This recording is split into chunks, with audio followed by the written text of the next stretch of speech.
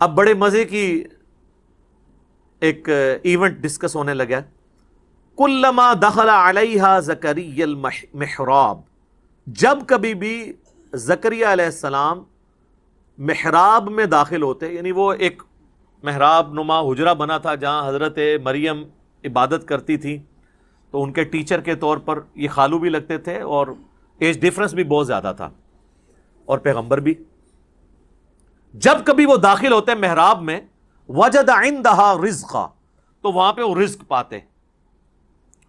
اللہ اکبر. وہ رزق ایک غیر معمولی رزق، یہ نہیں ہے کہ کوئی آ کے نذرانہ چڑھا کے چلا جاتا تھا، ورنہ تو زکریا کو پتا ہوتا کہ یار یہ تو فلاں دے گیا ہے. بے موسمی پھل بھی ہوتے، موسم والے بھی، بڑے زبردست قسم کا فروٹ جو لگتا نہیں تھا کہ وہ قریب سے آ سکتا ہے. تو حضرت زکریا علیہ السلام نے ان سے پوچھا، قال یا مریم انا لکی ھذا، اے مریم یہ کہاں سے تیرے لیے یہ اتنا فروٹ آ جاتا ہے، ایسا رزق آ جاتا ہے. آپ ذرا پیری مریدی کے رشتے میں ذرا دیکھیں اس کو. پیر ہیں حضرت زکریا، اور دنیا کے بنائے ہوئے پیر نہیں، اللہ کے بنائے ہوئے پیغمبر، اور شاگرد بھی کوئی عام نہیں ہے، سیدہ مریم ہے.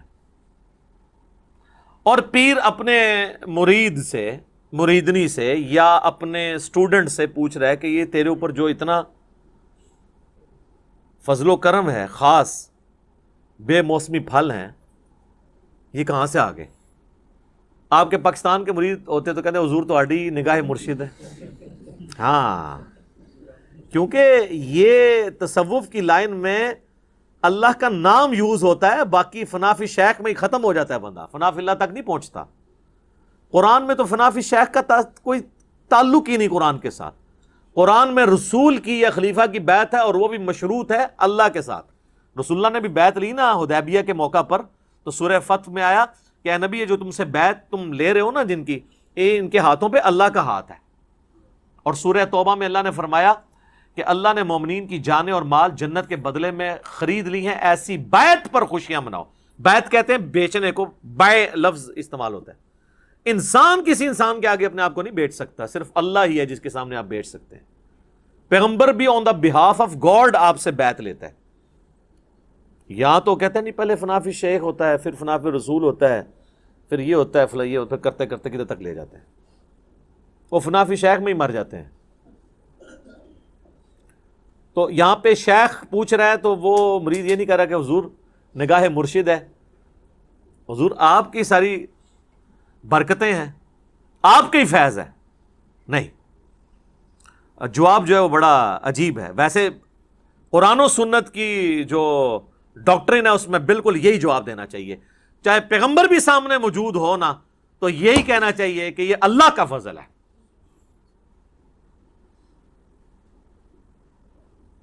قالت ہوا من عند اللہ، وہ کہنے لگی اللہ کی طرف سے آتا ہے. اللہ اکبر. ان اللہ یرزق من یشاء بغیر حساب، بے شک اللہ جسے چاہتا ہے بغیر حساب و کتاب کے رزق عطا فرما دیتا ہے. اب یہاں تو ہونا چاہیے تھا بھی تجھے بات کرنے کی تمیز نہیں ہے، میں نہیں اللہ کو مانتا، تو مجھے بتا رہی ہے کہ اللہ کی طرف سے، اللہ کی طرف ہی آتا ہے سارا کچھ، اللہ ہی کرتا ہے. پر کوئی ساڈا بھی وچ نظر ہے نا، فیض ہے نا، ساڈے ہی صدقے تسی کھا رہے ہو نا. صدقے صدقے سب انڈیا پاکستان بنگلہ دیش دیا بیماریاں نے. قرآن میں یہ چیز نہیں ہے. قرآن بالکل واضح ہے اپنے عقائد اور نظریات کے اندر. اور نبی علیہ السلام کی اگر زندگی آپ دیکھیں تو وہ تو آپ کو اس معاملے میں بہت سینسٹیوٹی کا لیول نظر آئے گا. صحیح مسلم میں حدیث ہے، کتاب الجمعہ چیپٹر میں، جمعے والے چیپٹر میں، نبی علیہ السلام کے سامنے ایک صحابی نے خطبہ دیتے ہوئے کہا، من یطع اللہ ورسولہ فقد رشد، جو کوئی اللہ اور اس کے رسول کی اطاعت کرے وہ کامیاب ہو گیا. ومن یعصہما فقد غوا، اور جس نے ان دونوں کی نافرمانی کی وہ گمراہ ہو گیا.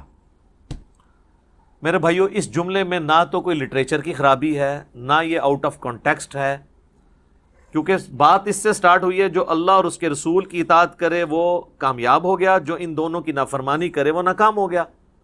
کوئی خرابی اس میں نہیں ہے لٹریچر کی. لیکن نبی علیہ السلام کو اتنا غصہ آیا، آپ فرمایا بئس الخطیب انت، کتنا برا خطیب ہے تو. اور پھر آپ نے یعنی اس کو ایک تو غصہ نکالا، وَإِنَّكَ لَعَلَىٰ خُلُقٍ عَظِيمٍ، لیکن امام الموحدین بھی ہیں، یہ ڈانٹا ہے تو ڈانٹا ہے، اس کے باوجود اتنا لوگ جو ہے شرک کی طرف جا رہے ہیں، نہ ڈانٹا ہوتا تو کیا کر رہے ہوتے؟ آپ فرمایا تم کہو مَن يَعْصِ اللَّهَ وَرَسُولَهُ فَقَدْ غَوَىٰ، جو اللہ اور اس کے رسول کی نافرمانی کرے وہ گمراہ ہوا۔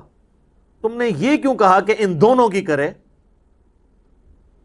وہ آگے سے کہہ سکتا تھا یا رسول اللہ میں نے کوئی آپ کو اللہ مان کے تو نہیں کیا، میں آپ کو اللہ کا بندہ ہی سمجھتا ہوں، آپ کو میں غیر مستقل بذات سمجھتا ہوں، عطائی ہے وہی کہانیاں جو تمہیں کرائی جاتی ہیں جو اسی بھی کرا دے رہے ہیں اپنے کسی زمانے میں۔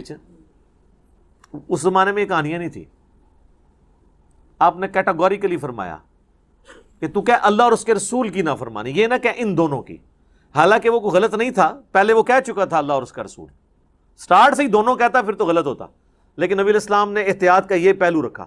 اور ابو داؤد میں اس کا ایک طریقہ ہے، اس میں آگے الفاظ ہیں، آپ نے فرمایا قم اذهب، اٹھ اور ادھر سے نکل، اتنا غصہ۔ حالانکہ آپ کے اخلاقیات اس چیز کے متقاضی تھے کہ آپ اس طریقے سے ایٹیچیوڈ نہ کرتے، لیکن توحید کا مسئلہ سینسٹیو ہے، آپ ذرا سے بھی ڈھیلے پڑتے نا امت نے کم چک کے رکھنا سی، وہ اتنا چکے ہے۔ صحیح بخاری میں حدیث ہے، دیکھنا میری شان کو اس طرح بلند نہ کرنا جس طرح نصارہ نے عیسیٰ ابن مریم کو بڑھا کے ڈیونٹی میں کلیم کر دیا، پھر بھی قوم باز نہیں آتی، کیا زمین و آسمان کی کلابیں ملاتی ہے۔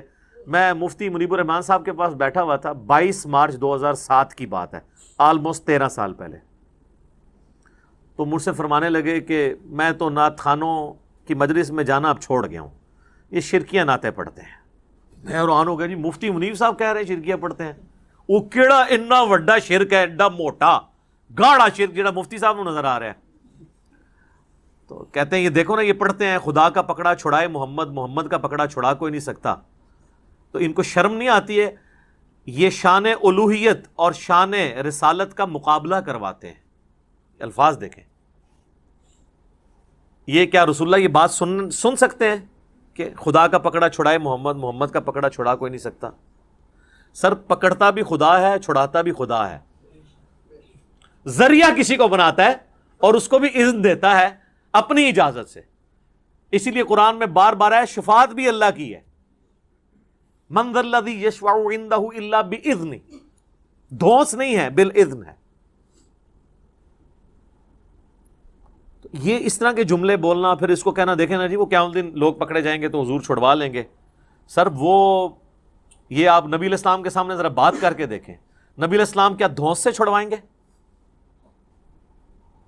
اس طرح کے جملے بولنا، یہاں دیکھ لیں نبی علیہ السلام نے اس کو یہ بھی نہیں کہنے دیا کہ جس نے ان دونوں کی نافرمانی کی، اس کو کہتے ہیں مزاج رسول صلی اللہ علیہ وسلم۔ اس سے بھی اگلا ورژن لے لیں، مسند امام احمد میں حدیث ہے، نبی علیہ السلام سے ایک صحابی نے عرض کی یا رسول اللہ ما شاء اللہ و شئت، اے اللہ کے رسول جو اللہ چاہے اور جو آپ چاہیں۔ ہمارے تو جناب بسوں کے پیچھے لکھا ہوتا ہے اللہ نبی وارث، تو نبی علیہ السلام فرمایا اجعلتنی للہ ندا، کیا تو نے مجھے اللہ کے مقابلے پہ ند بنا دیا، کھڑا کر دیا؟ قل بل ما شاء اللہ وحدہ، بلکہ کیا جو اکیلا اللہ چاہے۔ وہ آگے کہہ سکتا تھا یا رسول اللہ میں آپ کو اللہ تو نہیں مانتا، اور ظاہر ہے کو صحابی تو حضور کو اللہ نہیں مانتا ہوگا، یا رسول اللہ میں نے یہ کہا ہے کہ اللہ کی مرضی سے ہی آپ بھی چاہ کے وہ جڑی ایڈی لمبی ایکویشن بنا دینا نا، اس زمانے چ کہانیاں نہیں سن پائی، بالکل 24 کیرٹ سونا تھا۔ اچھا کتابوں میں آج بھی ہے، میں ایک بریلوی عالم کے پاس بیٹھا ہوا ہے، ہمارے جیلم کی 3 مسجدوں میں وہ جمعہ پڑھاتے ہیں، یعنی 3 جگہ تقریر کرتے ہیں، ایک جگہ جماعت کراتے ہیں، اتنا ان کو شوق ہے دین کی خدمت کرنے کا، لیکن تنخواہ بھی لیتے ہیں تینوں جگہ سے۔ تو ان کے سامنے بیٹھا تو میں نے ان کو یہ حدیث بیان کرنی شروع کی نا، ابھی میں صرف ادھر پہنچا نا اجعلتنی للہ ندا، کہتے ہیں جی اور مرزا صاحب آپ نے کیا سمجھا ہے اس کو؟ میں نے کہا جی آپ سمجھائیں۔ وہ کہتے ہیں اصل میں حضور پوچھ رہے تھے دیکھو مجھے تم نے اللہ تو نہیں بنا لیا نا کہیں، یعنی اگر اللہ نہیں بنایا پھر یہ کہہ سکتے ہو ماشاء اللہ ہوا شئتا، جو اللہ چاہے جو اس کا رسول چاہے.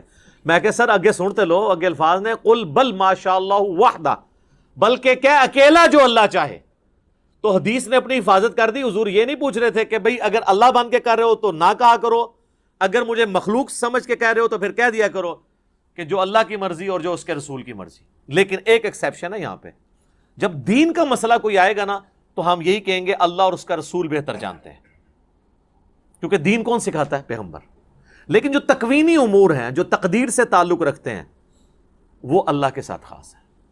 صحابہ کرام جس معاملے میں دین کے کوئی بات نہیں سمجھ آتی تھی کہتے تھے اللہ اور اس کا رسول بہتر جانتے ہیں.